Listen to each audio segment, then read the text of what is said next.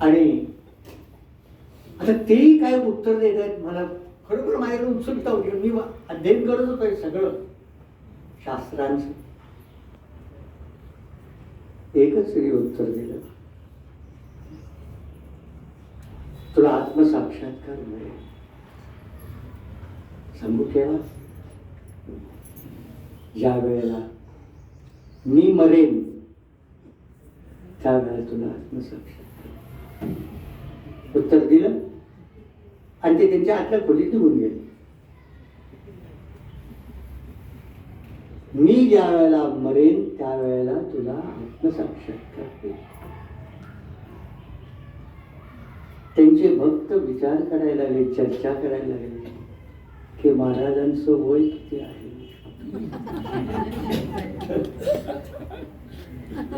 सदाशिव पेठेतली कथा आहे ही. त्याला झाले 65 वर्ष झाली. लक्षात घ्या, नुसतं जाणं आणि येणं त्याला अध्यात्म म्हणत नाही. काहीतरी करणं म्हणजे नव्हे.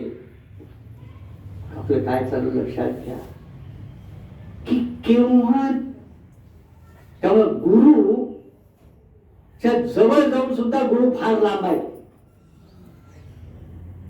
फार म्हणजे फार लांब आहे. कारण गुरुला आपल्याला माहीतच नाही. केव्हा तुम्हाला श्रद्धा निर्माण होईल? ज्या वेळेला तुम्हाला खरोखर वाटेल आतून की हे एकमेव स्थान आहे की हेच मला या संसारामधून पार करते, हेच मला या संसार सागरामधून पार करून मोक्ष रूपी शांती प्राप्त होईल.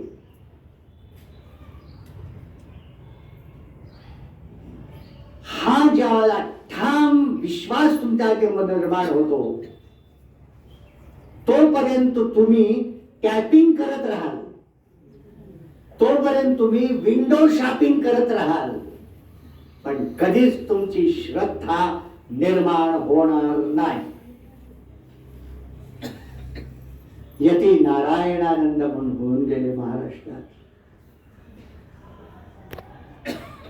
महान तपस्वी. मी माझ्या लहानपणापासून सर्व हिंडतोय, जग हिंडतोय आजपर्यंत. ज्यांचं मला सान्निध्य थोडा काळ मिळालंय मला, ते त्यांच्या गुरुना ज्या वेळेला भेटायला गेले त्यावेळेला टेंबे स्वामी दर्शनाला गेले. त्यातून एक पद रचले की हे गुरु, अज्ञान व्याप्त मी भ्रमलो श्रमलो भारी, नच आश्रय कोठे दिसतो मज अंधारी, तव दर्शन होता काळजीपूर्वक चिंता सारी सरली, नतमस्तक होता वृत्ती सुखमय. अर्जुनाला ज्या वेळेला कळलं आता मी काहीही करू शकत नाही, हेल्पलेस झालेला आहे, आता या मानसिक द्वंद्वांच्या मधून, मानसिक अस्वस्थतेमधून, या अशांतीमधून, या नैराश्यामधून, विषादामधून बाहेर पडायचं असेल तर फक्त भगवान हे एकमेव आहे. त्यांच्याच कृपेनं मला ह्या मानसिक संसारामधून पार करून मला पुन्हा आत्मशांती मिळेल. हे ज्या वेळेला त्याला समजलं, उमजलं, त्याच वेळेला तो नतमस्तक झाला. शिष्यस्तेहं शादिमां त्वां प्रपन्ने. लक्षात घ्या काळजीपूर्वक. आणि त्यामुळे तुमच्या आणि माझ्या जीवनामध्ये पहिल्यांदा असा एक दिवस आला पाहिजे केव्हा ना केव्हा तरी की खरोखरच हेच मला जीवनात पाहिजे, म्हणजे कोणी नाही. त्याच वेळेला भाव निर्माण होईल. आणि ज्या वेळेला हेच मला जीवनातून तारतील, पार करून नेतील, त्याच वेळेला भक्तीचा भाव निर्माण, त्याच वेळेला तुमच्यातला आणि माझ्यातला हा अहंकार समर्पण होईल. लक्षात येते का मला? की गुरूंना समर्पण करणं म्हणजे शरीरानं नमस्कार करणं नव्हे, अंतरंगामधून समर्पण करायचं आहे. आणि अंतरंगामधून समर्पण करणं म्हणजे अहंकार ममकारापासून समर्पण करणं, आणि त्यासाठी श्रद्धा निर्माण झाली. आणि ही ज्या वेळेला खरोखरच श्रद्धा निर्माण होईल आणि भाव निर्माण होईल, त्याच वेळी खरी ईश्वराची कृपा झालेली आहे. लक्षात की ईश्वराच्या कृपेशिवाय तुम्हाला गुरु प्राप्त होत नाही. लक्षात घ्या, ईश्वराची कृपा. मग ईश्वराची कृपा कशी होईल? तुम्ही प्रश्न विचारा. काय करू मी?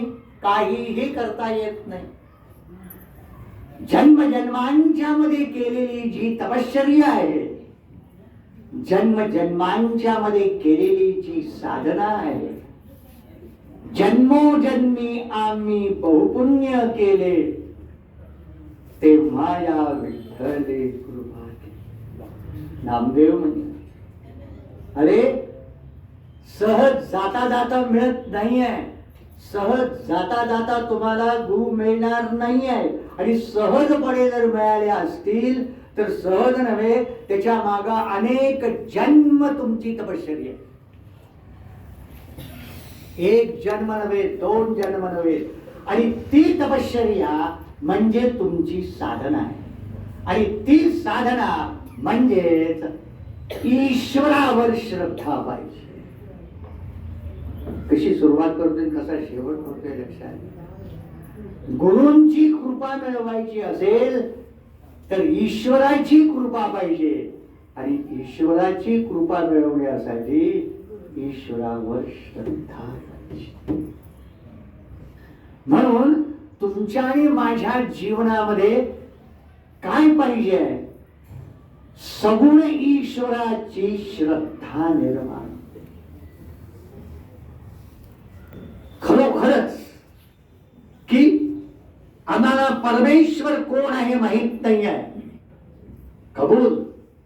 आम्हाला गुरु कोण आहेत आम्हाला माहित नाही आहे, कबूल.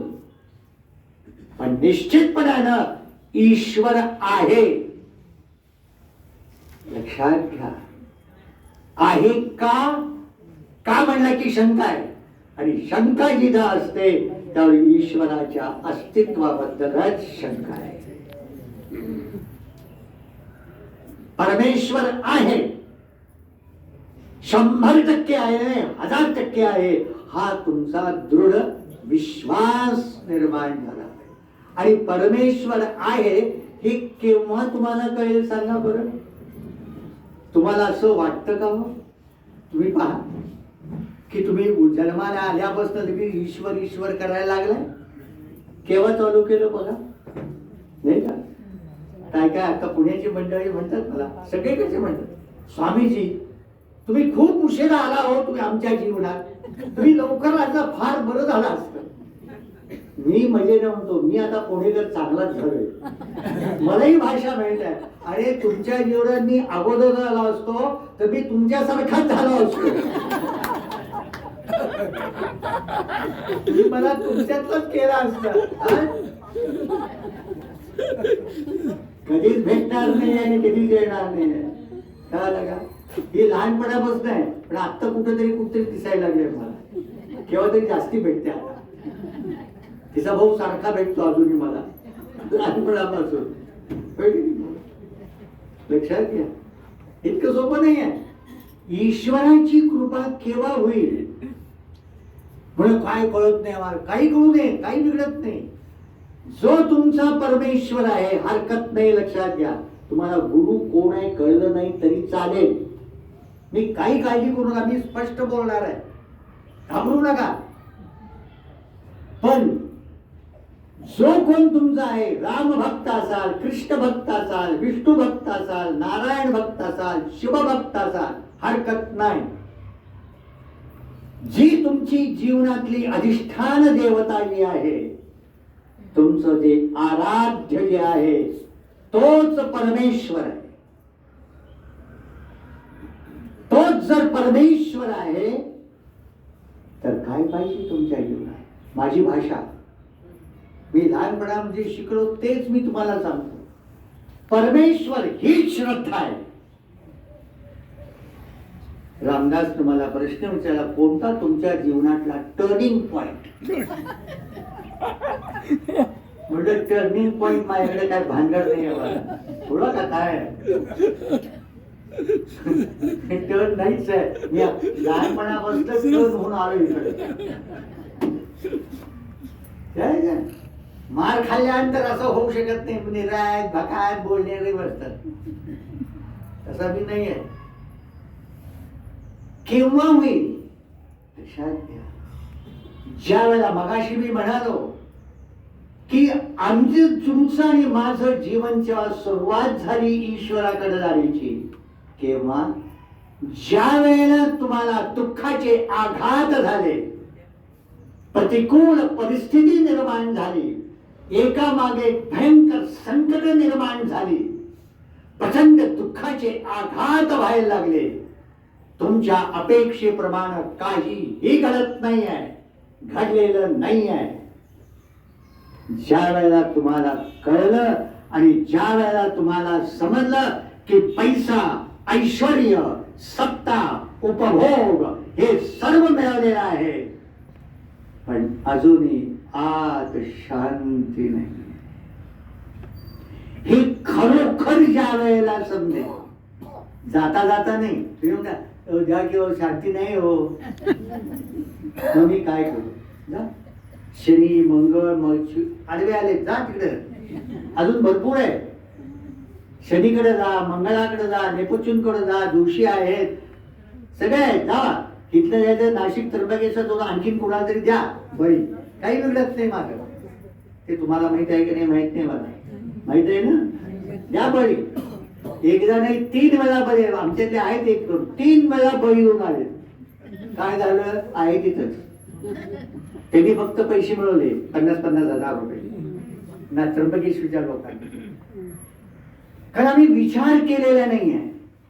सगळं मिळालं पण आत्मशांती नाही, समाधान नाही आहे.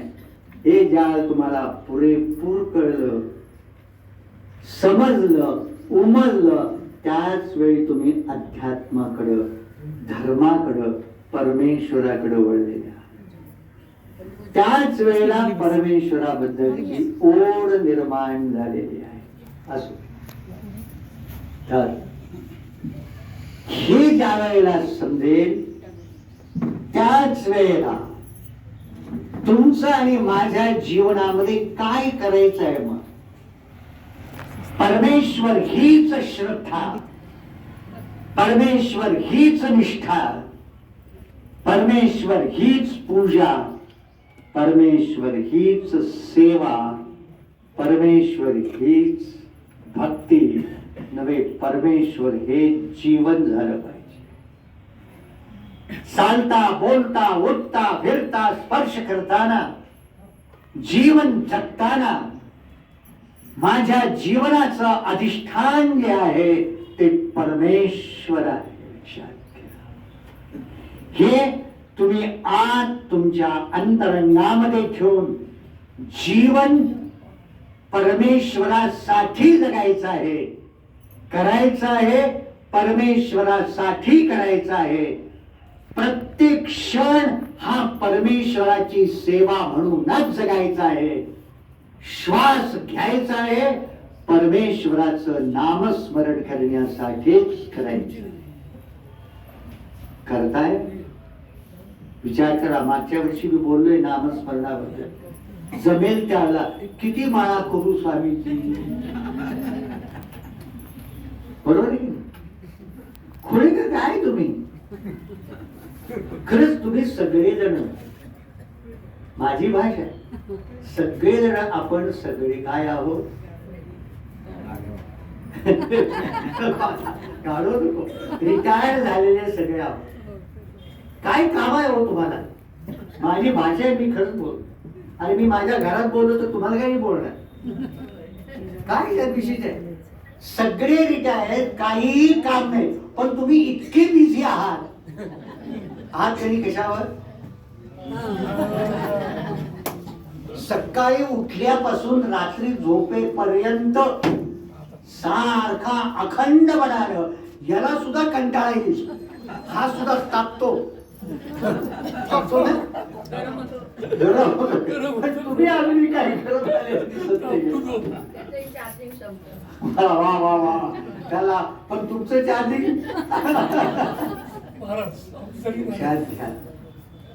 नाही. खरंच अजूनही मला का समजत नाही,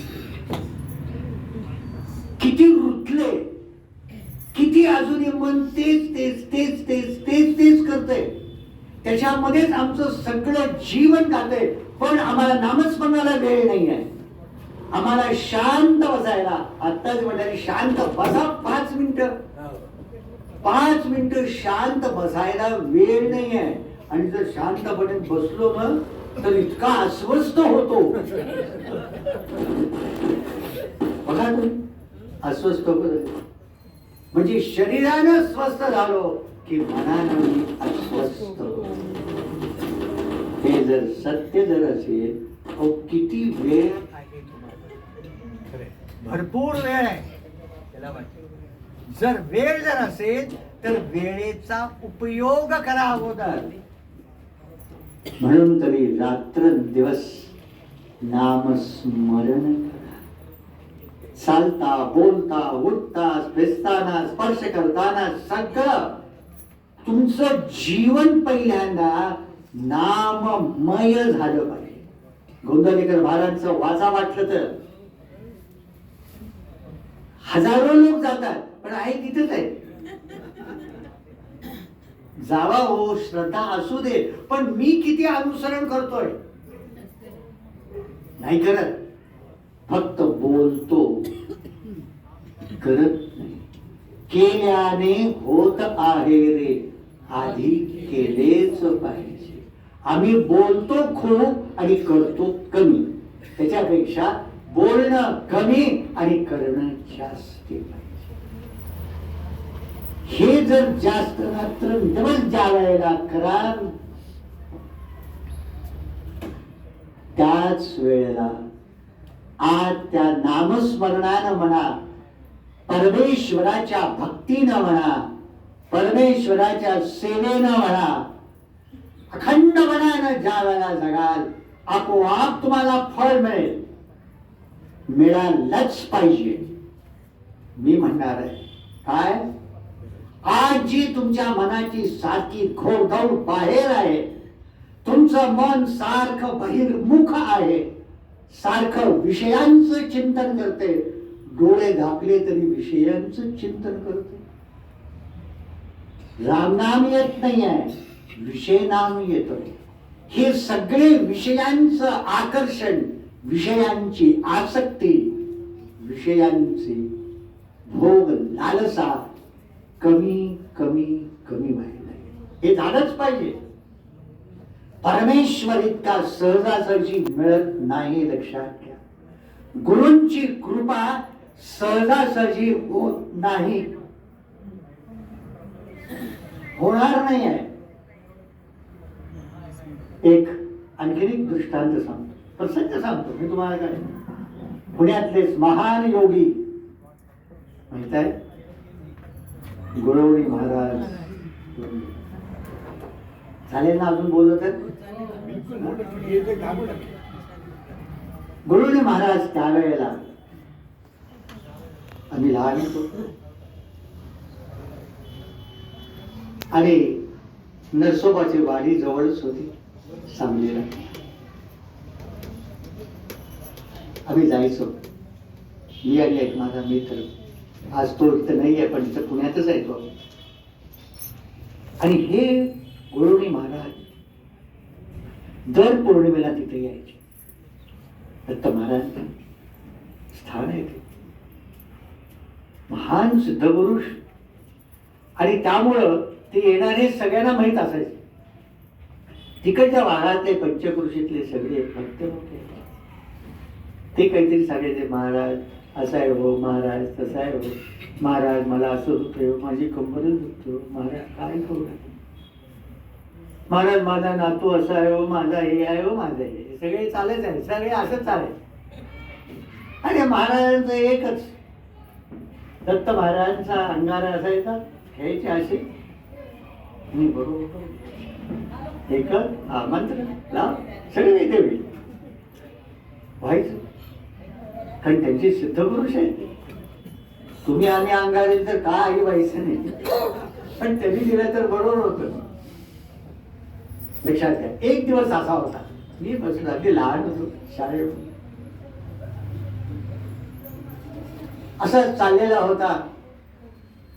आणि बोलता बोलता एकदम महाराज मूड त्यांचा बोलण्याचा बदलला.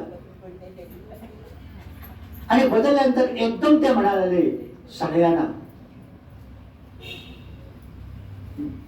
सगळे स्तंभ झाले. महाराजांचा आवाज बदलला. तुम्ही कशा करता माझ्याकडे येत आहे? वर्षानुवर्ष तुम्ही माझ्याकडे येत आहे, काय उपयोग आहे?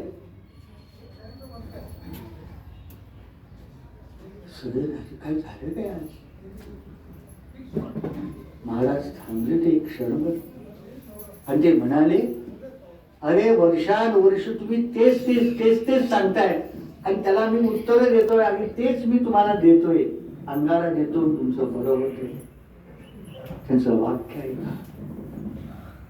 पण तुमच्यातला एक सुद्धा माणूस नाही असा, एक साधक नाही आहे की तो माझ्याकडे आलाय आणि मला त्यानं सांगितलंय की महाराज मला काहीही नको आहे. असा एकही भक्त आजपर्यंत माझ्या जीवनात आलेला नाही. नव्हे, असा एकही जीव भक्त साधक आलेला नाही की महाराज मला एकच पाहिजे, जी तुमच्या अंतरंगामध्ये असलेली जी शक्ती आणि अनुभूती जी आहे, ती सर्व अनुभूती जशीच्या तशी मला पाहिजे, असं म्हणणारा एकही साधक नाही. लक्षात घ्या मी काय म्हणतोय. तुम्ही मला गुरु म्हणताय, पण तुम्ही काय मागताय मला? जे फुटका आहे ते मागताय, जे नाशवान आहे तेच विचारताय, पण जे सत्य त्रिकाल अबाधित शाश्वत चिरंतन आहे, जे फुटणार नाही आहे, ते कुणीच मागत नाही.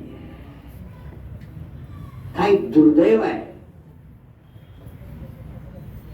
प्रभू रामांचा राज्याभिषेक झाला आणि रामा प्रभूने सर्वांना दान धर्म केला,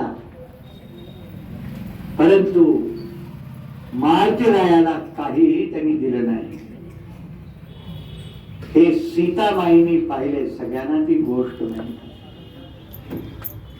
सीतामाईला वाटलं की प्रभू हनुमंताला विसरले, तो आपणच द्यावं काहीतरी बक्षीस. म्हणून सीतामाईने हनुमंताला बोलावलं आणि सगळ्यांना माहित आहे मौल्यवान तो हार दिला. हनुमंतानं घेतला आनंदानं. सीतामाईला वाटलं की त्या आनंदानं तो नाचायला लागेल, कारण मौल्य काय आहे सीतामाईचा हार. पण हनुमान बाहेर गेला आणि एक एक एक एक मणी फक्त सोडून फोडून फेकून द्यायला. हे बघितल्यानंतर कुणाला राग येणार नाही. सीतामाईने प्रश्न विचारला, अरे हनुमंता तू काय करतोय? मी दिलेला मौल्यवान 5 चक्का चूर करतोय. होय म्हणले माते, मी करतोय खरंय. का? कारण का माझा राम आहे का मी बघतोय. कारण तू जे दिलेलं आहेस ते सगळं फुटकं आहे. लक्षात घ्या, न फुटणार, न नाशवान होणार आहे का? ही श्रद्धा, ही नितांत निष्ठा, हा भाव केव्हा होईल? प्राण हा सर्वथा जाऊ आहे. विचार करा, ही नुसते अभंग नाही आहे, हे शब्द नाही आहे, ही अंतरंगातली ही अवस्था आहे. अरे पांडुरंगा, मला नकोय काही सुद्धा, जन्म गेला ना आता, मला फक्त तू पाहिजेस. तव दर्शन होता वृत्ती, चिंता सारी सरळी, नतमस्तक होता वृत्ती सुखमय. आज मी तुझ्याकडे आलोय, हे कशासाठी? फुटकं मिळवण्यासाठी आलेलं नाही आहे. मला तुझं स्वरूप पाहिजे. म्हणून तरी आम्ही आमची प्रार्थना पहा काय आहे ती. असतो मा सद्गमय, तमसो मा ज्योतिर्गमय, मृत्योर्मा अमृतम गमय. भगवंताला मी मागतो काय? मला हे दे ते दे, मला काही नको आहे. मला तू ने. कुठं ने? कुठं ने हेही सांगितलंय. नाही ते एन रूट मला कुठं नको आहे. मला कुठंही जायचं नाही आहे. फक्त तुझ्या जवळच यायचं आहे.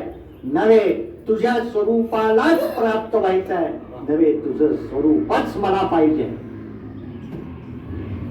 दर्शन तो घन श्यामनाथ मोरी, अखिया प्यासी रे. मन मंदिर में ज्योत जला दो, घट घट वासी रे. मला काय पाहिजे? मला बाहेरून काहीही नको आहे. मला अंतरंगामधून पाहिजे. बाहेरून तुझं दर्शन नको आहे. मला अंतरंगामधून पाहिजे. ही तळमळ, ही व्याकुळता, ही तीव्रता, ही ईश्वराच्या कृपेनच होते. लक्षात. आणि म्हणून तरी ईश्वराची कृपा प्राप्त करण्यासाठी आमचं जीवन ईश्वरमय झालं पाहिजे. आणि ईश्वरमय म्हणजे काया वाचा मनसा, प्रत्येक क्षण त्या ठिकाणी असा धुंद झालं पाहिजे. आम्ही परमेश्वराच्या नावानं वेड झालं पाहिजे असं मी म्हणे. तुम्ही होऊ नका, पण वेड झालं पाहिजे. दुसरं काहीही नाही. सगळं फुटकाय, सगळं जाऊ दे. ही अवस्था ज्या वेळेला ईश्वराच्या कृपेनं होईल, त्याच वेळेला हीच कामना पूर्ण करण्यासाठी, दर्शन देण्यासाठी भगवान स्वतःच गुणस्वरूपानं तुमच्या जीवनात येतो. लक्षात घ्या. आणि भगवान सुद्धा ज्या वेळेला गुणस्वरूपामध्ये येतात तेव्हा शरीर धारण करायला लागतं. कारण परमेश्वर स्वतः आपण होऊन बोलू शकत नाही. म्हणून गीतेमध्ये तुम्ही पहा, प्रत्येक ठिकाणी नुसतं भगवान वाच्य नाही आहे, त्याच्या माग शब्द लावलेला आहे श्री भगवान वाच्य. वेळ नाही आहे तो बोलायला, त्याला काहीतरी अर्थ आहे. श्री भगवान म्हणाले.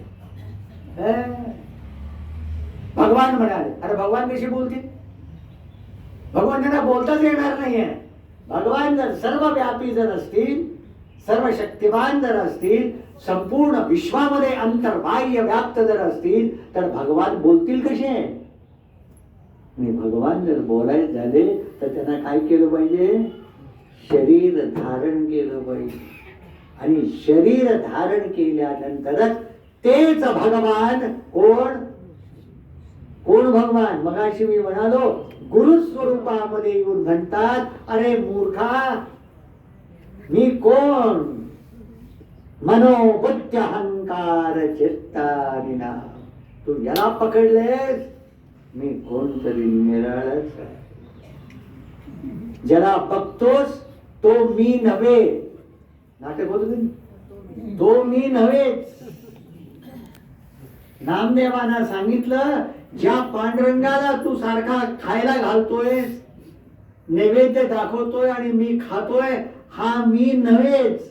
मी फार निराळा आहे. अजून तू मला कधी ओळखलाच नाहीये. हा हो, जा गुरूंच्याकडे. लक्षात येते का? त्याच वेळेला गुरु आणि गुरूंची खरी कृपा करते.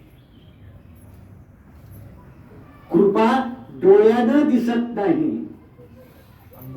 शरीरानं अनुभवता येत नाहीये. कृपा ही अंतरंगामध्ये उत्कट भाव ज्या वेळेला निर्माण होतात, शुद्ध मन होत, त्याच वेळेला त्या शुद्ध अंतर्मुख मनामध्ये, आसक्ती रहित मनामध्ये, संपूर्ण मन ईश्वरमय झालेल्या त्या मनामध्ये त्या ईश्वराची कृपा, गुरूंची कृपा अनुभवाला. त्यामुळं गुरु प्राप्ती ही सुद्धा ईश्वराची कृपाच आहे. पुढचा भाग की गुरु मिळाल्यानंतर मग साधकाच्या जीवनामध्ये, भक्ताच्या जीवनामध्ये दृष्टीच बदलते. इतके दिवस जोपर्यंत गुरु मिळालेले नाहीत, गुरु आलेले नाहीत आपल्या जीवनामध्ये, तोपर्यंत परमेश्वर हेच सत्य. आणि ज्या वेळेला गुरु येतात आणि गुरु भाव निर्माण होतो, त्यावेळेला तो भाव ज्या वेळेला निर्माण होतो, त्यावेळेला तो भक्त, तो शिष्य, गुरु म्हणजे शरीर पाहत नाही, तर त्या गुरुना ईश्वर स्वरूप, म्हणजे परमेश्वर हाच गुरु स्वरूप आहे. आणि गुरु स्वरूप हेच ईश्वर स्वरूप आहे. त्यावेळी मग जसा गुरूंच्याकडे, ईश्वराकडे जसा पाहत होता, त्यानंतर काय होती त्याची भाव? गुरु हीच श्रद्धा. माझे शब्द लक्षात घ्या. 40 वर्षापूर्वी, 50 वर्षापूर्वी जे मी बोलले तेच मी आज बोले. गुरु हीच श्रद्धा, दुसरं कोणी नाही जीवनामध्ये. गुरु हीच निष्ठा, गुरु हीच पूजा, गुरु हीच सेवा, गुरु हीच भक्ती नव्हे. जीवनच गुरुमय हो. बस. का? गुरु म्हणजेच ईश्वर. त्याला मी सर्व धर्मान परित्यज्य मामेकं शरणं. हा भाव निर्माण. आणि म्हणून पहिला जर सुरुवात जर असेल तर गुरूंच्यावर श्रद्धा, श्रद्धेमधून समर्पण, त्याच्यामधून अनन्य भक्तीचा भाव निर्माण. त्यावेळेला काय होतं? गुरुनी सांगावं आणि आम्ही ऐका.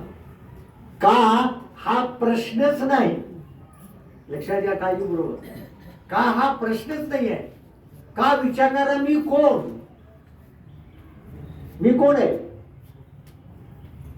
कारण माझं कल्याण काय आहे, कुठं आहे, कशात आहे हे मला माहित नाही आहे. माझ्या जीवनाचं कल्याण गुरुना माहित आहे. जर गुरूंच्या हातामध्ये जर मी जर जीवन दिलं असेल, माझं जर सूत्र, माझ्या जीवनाचं जर सूत्र जर संपूर्णपणे जीवन सूत्र जर दिलं असेल, तर मी नाहीच, फक्त गुरुच आहे.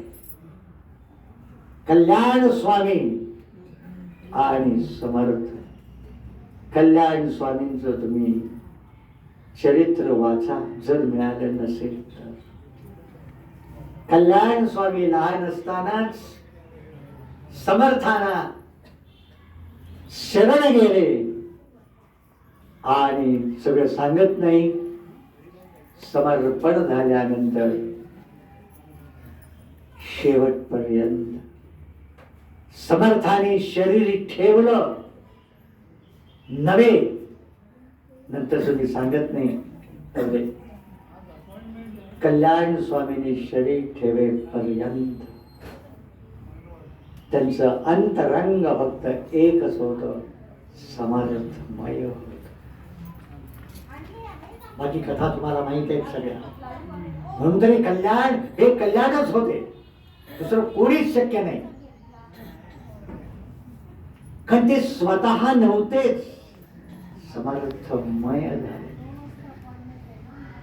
काया वाचा मनसा.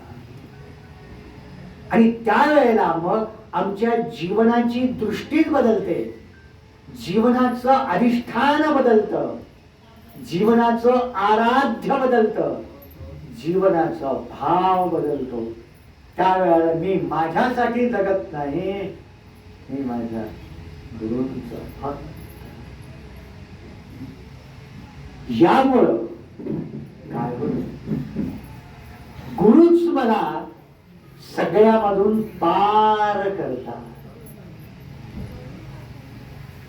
वाद आणि मार्गस्थ जर करायचं असेल तर लक्षात घ्या, हा अध्यात्माचा मार्ग हा बहिरंगाचा मार्ग नाही आहे. अध्यात्माचा मार्ग हा अनंताकडे जाण्याचा मार्ग आहे. आणि अनंताकडे जाण्याचा मार्ग म्हणजे मेल्यानंतर जाण्याचा मार्ग नाही आहे. अध्यात्माचा मार्ग हा अंतरंगाकडे जाण्याचा मार्ग, स्थूलाकडून सूक्ष्माकडं, सूक्ष्माकडून सूक्ष्मतर सूक्ष्मतमाकडे जाण्याचा मार्ग. अध्यात्माचा मार्ग हा दृश्याकडून अदृश्याकडे जाण्याचा मार्ग. अध्यात्माचा मार्ग हा शरीर, इंद्रिय, प्राण, मन, बुद्धी, चित्त, अहंकार यालाही पार करून परतीराला जाण्याचा मार्ग आहे. जशी नदी दुथडीवरून वाहते आणि एका तीरावरून दुसऱ्या तीरावर जर तुम्हाला जायचं जर असेल तर काय करायचं आहे? काहीही करू शकत नाहीये. प्रचंड प्रवाह इतका जोरात आहे, लाटा भयंकर उसळलेल्या आहेत, त्यामधून जायला स्वतः असमर्थ आहोत. पण तरीही जर परतीराला जायचं असेल तर तुम्हाला कोण पाहिजे? नावाडी पाहिजे, नाव पाहिजे. आणि नावाडी जर असेल, अत्यंत कुशल असणारा, अलर्ट असणारा, त्यावेळेला तुम्ही फक्त स्वतःला सुपूर्त करायचा आहे, नावेमध्ये बसायचं आहे. शंका आली, अरे बाप रे, हा म्हातारा आपल्याला पलीकडे घेईल कसा, मधीच डुबवला तर? ज्या क्षणाला शंका येईल त्यावेळेला तुम्ही नावेत बसाल का हो? पण त्यावेळेला काय म्हणाल? आपली पुण्याची भाषा, तू पुढे जा, तू अगोदर बस, एकदा बसून घे, मी नंतरच्या भेटीमध्ये येतो, एकदा प्रयोग करून पाहतो की बाबा खरोखर झाली येतोय का मध्ये डुबवतोय. बरोबर आहे. तुम्ही म्हणता स्वामी तुम्ही पुढे ना आम्ही मागा आहोत, याचा अर्थ काय नाही काय? तुम्ही माग नाही आहे, मागच्या मागे आणि माग कोणी नसतं, राहतो तो फक्त आम्ही एकटेच राहतो. लक्षात, कोणी राहत नसतं, कोणी येत नसतं. त्या ठिकाणी नावेमध्ये नावाड्याच्या देवानी सुपूर्त करतोय आणि त्याला माहित आहे तो जसा कुशलतेनं निपुणतेनं कितीही लाटा प्रचंड आल्या तरी हरकत नाही, तुमचं रक्षण करतो आणि तुम्हाला परतीला नेतो आणि सोडतो. बस अजी पोचला ना, बस माझं काम झालं, मी निघालो परत, धुतले. तसंच गुरु आहे. गुरु हा जीवनरूपी नौकेमध्ये अत्यंत कुशल निपुण असणारा या अज्ञानामधून निर्माण झालेल्या संसार सागराला पार करून परतीराला नेऊन मोक्षरूपी शांती करून स्वस्थ करून परिपूर्ण करून देणारा हा जीवनरूपी नावाडी आहे. आणि म्हणून गुरूंच्यावर आढळ श्रद्धा ठेवा, शंका घेऊ नये, संशय घेऊ नये. कळते? संशय घेऊ नका, शंका घेऊ नका. नितांत श्रद्धा, भक्ती, सेवा अखंड करा. तुम्हाला या जन्मात मिळालं नाही, मिळालं तर नाही मिळालं, त्यात काय विषय. या जन्मामध्ये निदान सुरुवात तरी करा ना, कुठेतरी सुरुवात करा करा, म्हणजे तुम्हाला कळेल की गुरूंची कृपा काय होते. श्रद्धा ठेवा आणि सुरुवात करा आणि पहा. प्रभाते मनी राम चिंतित जावा, पुढे वैखरी राम आदी वदावा. सदाचार हा थोर सांडू नये. रामदासने विचारला हा प्रश्न की सारखं समज या व्यवहारात कसं जगू, का नाही जगणार, काय मरायला झालं, धाड झाली काय तेव्हा.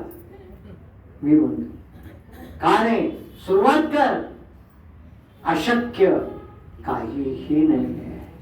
50 वर्षापूर्वी हाच प्रश्न विचारला होता, 200 वर्षापूर्वी हाच समाज होता, 700 वर्षापूर्वी हाच समाज होता, 1000 वर्षापूर्वी हाच समाज आहे आणि आजही तोच आहे. व्यवहार कुणाला चुकलेला आहे? सगळे व्यवहारामध्येच होते, समाजामध्येच जन्माला आलेले आहेत. माणूस म्हणूनच जन्माला आलेला आहोत. प्रॉब्लेम आहेतच, संकट आहेतच, योग्य अयोग्य आहेतच, कर्तव्य अकर्तव्य आहे, चांगलं आणि वाईट आहेच, का नाही आहे. पण या सगळ्यामधून पार जर करायचं असेल तर मनाची तयारी केली पाहिजे.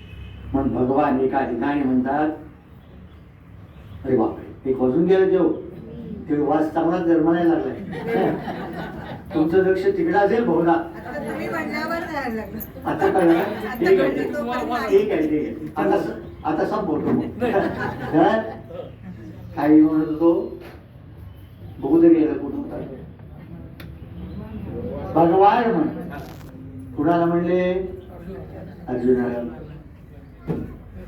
लक्षात घ्या की जर खरोखरच जर काही करायचं असेल जीवनामध्ये सुरुवात कर. आणि सुरुवात करताना काय कर? 2 गोष्टी आहेत. नदीचं उदाहरण घेतो म्हणजे समजेल. नदी अखंड प्रवाहित असते, प्रचंड वेगानं धावते, काही वेळेला संथ गतीनं वाहते, काही वेळेला जलद वाहते, काही वेळेला सरळ वाहते, काही वेळेला वाकडी तिकडे वाहते, पण वाहत असते. वाहणं हा नदीचा धर्म. अखंड प्रवाहित राहणं, पुढं पुढं जाणं हा नदीचा स्वभाव आहे. माग फिरणं हा नदीचा स्वभाव नाही आहे. पण काय नदी तुम्ही पाहता नदीचं पात्र पाहता, पण तुम्ही आणि आम्ही एक विसरतो की त्या नदीच्या पात्राला दोन तीर आहेत. 50 वर्ष झाली ना आपल्याला तरुण फुटून झाली का? जास्त 65 वर्ष झाली. ठीक आहे. तुम्ही लहान लहान असाल त्यावेळेला. त्यावेळी मी शाळेत होतो. आठवलंय मला की दोन तीर आहेत. दोन तीरांच्या मधून नदी धावत असते. तीर कुणाला दिसत नाही, पण नदी दिसत असते. तीरांचं कार्य काय आहे हे मात्र माणूस विसरतो. कळते? दोन तीर आहेत म्हणून तरी नदी प्रवाहित. आणि हे दोन तीर त्या नदीच्या प्रवाहावर नियमन करणारे आहे. प्रवाह नियमित करणारे आहे, दिशा देणारे आहे. एक जर तीर जर फुटला तर हाहाकार उडेल. ते जसे दोन तीर आहेत ना, तसेच हा जीवनरूपी हा नदीचा प्रवाह. आणि हा प्रवाह तुम्हाला मला फक्त एवढाच माहित आहे, माग काय पुढं काय माहित नाही आहे. ज्या वेळेला मी जन्माला आलो त्यापासून हे शरीर पडेपर्यंत या जीवनाचा प्रवाह आहे. हा दोन जीवनाचा हा जो प्रवाह आहे, या नदीच्या प्रवाहाला सुद्धा दोन तीर आहेत. कळते? या दोन तीरांच्या मधून आपला जीवनाचा प्रवास चालू आहे. कोणते दोन तीर? एका बाजूला आहे सत्कर्म सदाचार, हा एक तीर आहे. आणि दुसरा तीर आहे सद्बुद्धी सद्विवेक बुद्धी आहे. लक्षात, जीवन जगायचं जर असेल तर माणसाची सत्सत विवेक बुद्धी जागृत पाहिजे. म्हणून भगवान गीतेमध्ये म्हणले, अर्जुना जीवन कसं जग? बुद्धौ शरणमन्विच्छ, भावनांच्या आहारी न जाता. इमोशनल आउटबर्स्ट आहे आमचे सगळ्यांचे. तो विषय अजून निराळा आहे. भावनांचा उद्रेक आहे. कधी स्वार्थ आहे, कधी लोलुपता आहे, कधी कामुकता आहे, कधी द्वेष आहे, कधी मत्सर आहे, कधी असूया आहे. अनेक प्रकारच्या भावनांचा उद्रेक आहे. बघा तुम्ही, सकाळपासून संध्याकाळपर्यंत आम्ही जीवन जगतोय असं म्हणतो, पण सगळ्या भावना अवश्यच आहोत. प्रत्येक ठिकाणी राग द्वेष आणि स्वार्थ, लोलुपता, कामुकता, भ्रष्टाचार सर्व हेच जीवन आहे.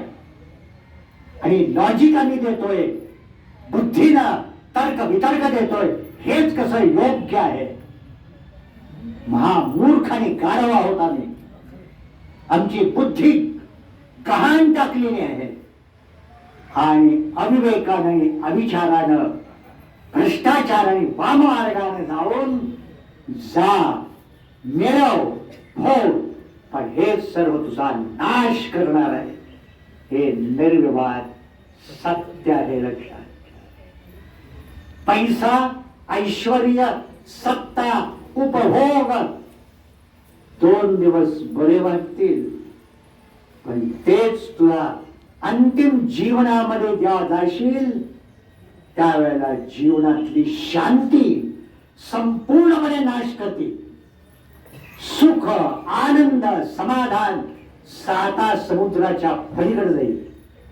आयुष्यामध्ये सर्व मिळेल, पण एक क्षणभर सुद्धा तुला सुख, आनंद आणि शांती मिळणार नाहीये. लक्षात, जीवन असह्य करणार आहे, दुःख संताप करणारे आहे. आणि म्हणून खरोखरच जर जीवन जगायचं असेल तर तूच तुझ्या जीवनाचा उद्धार करणार आहे. उत्थरेनात्मनात्मानं नात्मानं अवसादये. Don't underestimate yourself. मी कसं करू, होईल का? नो.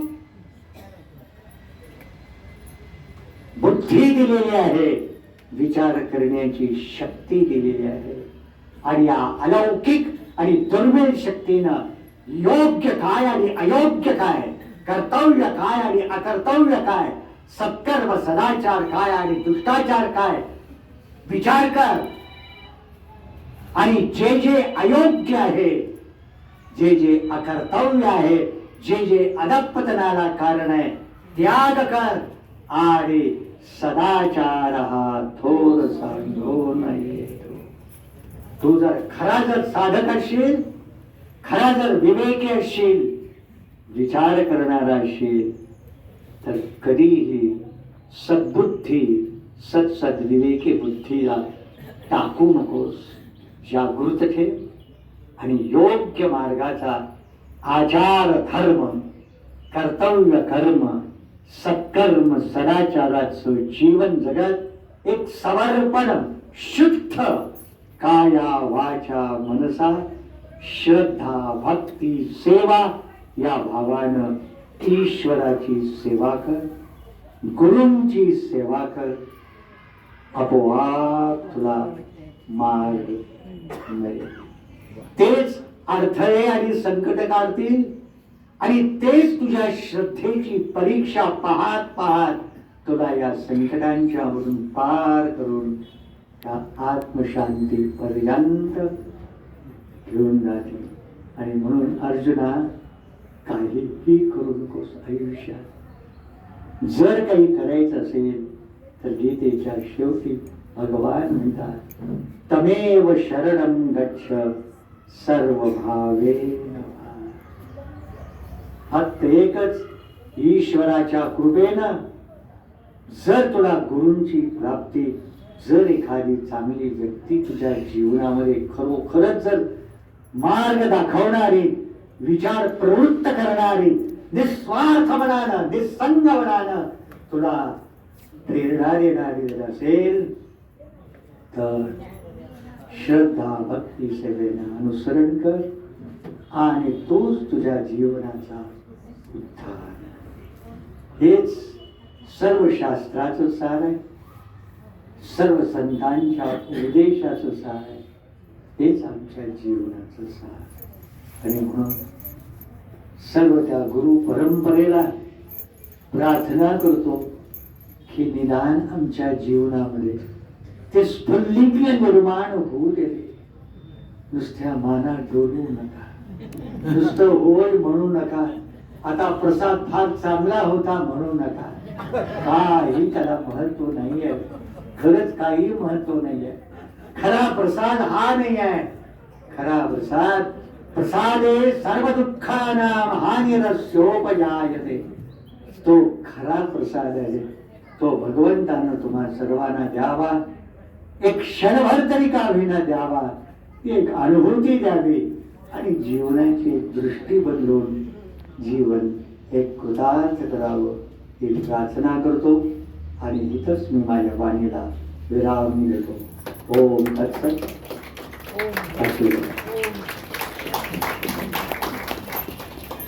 नमस्कार.